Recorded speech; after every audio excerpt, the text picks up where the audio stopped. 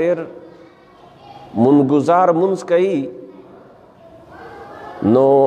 الحمد وایي که سورې اخلاص وایي نو پټې وایي،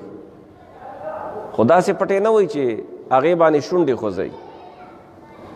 داسې پټې وایي چې زړه کې وایي. ډېر کسان به تاسو کتلي چې مونځ کوي، تاسو ورته ګورئ نو شونډې هم نه خوځوي. رسول الله صلی الله علیه وسلم با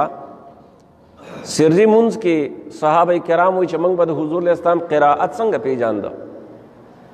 وایي موږ به د حضور علیه السلام د ګیرې په خوځېدو باندې پیژانده چې مخکې امام ولاړي او وروسته ورپسې مقتدي ولاړي او هغه ورته وګوري او د هغې جامه خوځوي نو بیا به ګیره خوځېږي. نو یو خو دا هم ثابته شوه چې د حضور داسې وړه ګیره نه وه، غټه ګیره وه. ځکه وروستو مقتدي چې به کتل نو د قرائت په وخت کې د رسول الله د ګیرې خوځېدل به لیدل. او بل دا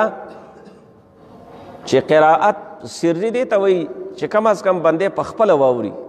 خپله باندې. نو دومره که چېرته په تیزه باندې په مانځه کې څوک الحمدلله رب العالمین او د مانځه سبق نه وایي نو د مونځ نه کېږي، ځکه فرض دی قرائت، یا جهرن فرض دی یا سرن فرض دی. او دومره سرن داسې نه دی چې زړه کې بیا وایي، صرف تصور کافی نه دی چې الحمدلله ولا الضالین پورې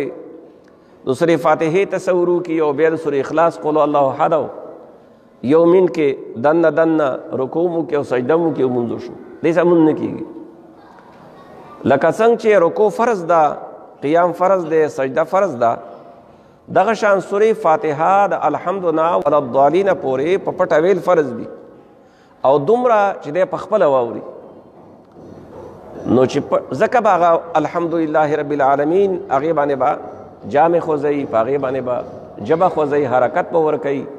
دومره قدر اواز به وباسي چې کله نارمل حالت وي د پاکو ډېر شور نه وي چې په خپله باندې واوري.